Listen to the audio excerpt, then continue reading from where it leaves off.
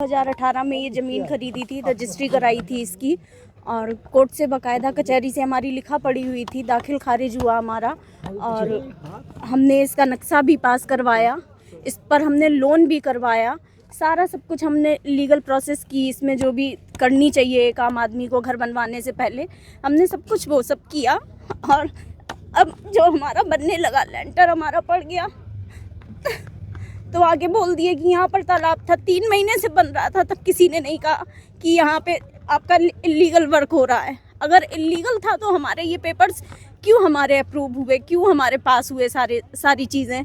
और अब जब हमारा बन गया, हमने अपनी सारी जीवन की कमाई लगा दी तो आके हमारा गिरा दिया गया और हमें नोटिस भी नहीं दिया। कल एसडीएम सर आए थे, विकास दुबे थे, उनसे बहुत कहा कि सर हमको टाइम दे दीजिए थोड़ा सा, हमारे पास पेपर्स हैं। बोले नहीं, ये तो तालाब की ज़मीन है, हम 1 मिनट नहीं देंगे। और बस उन्होंने कोई बात नहीं सुनी, बस सीधे गिरवा दिया इसको।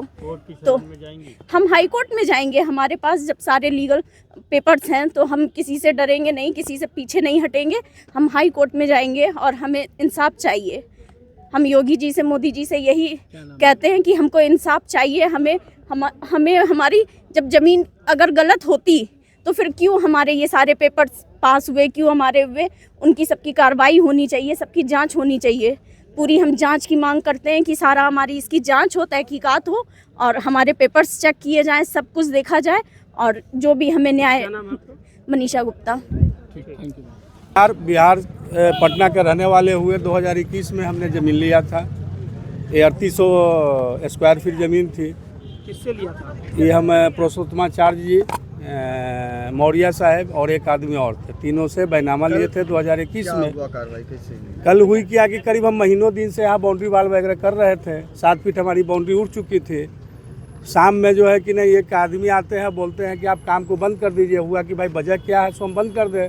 तो ये आप गैरकानूनी काम कर रहे हैं। हम कह कि उसको समझाया जाए कैसे गैरकानूनी कर रहे हैं। उन्होंने पेपर मांगा, मैंने पेपर दिया, पेपर उन्होंने देखा। मैं विकास प्राधिकरण से नक्शा पास करवाया हूँ, नगर निगम से NOC में लिया हूँ। ये सब सारी बातें मैंने सितंबर 2024 में किया हूँ। 2024 में हमारी नक्शा पास हुई है।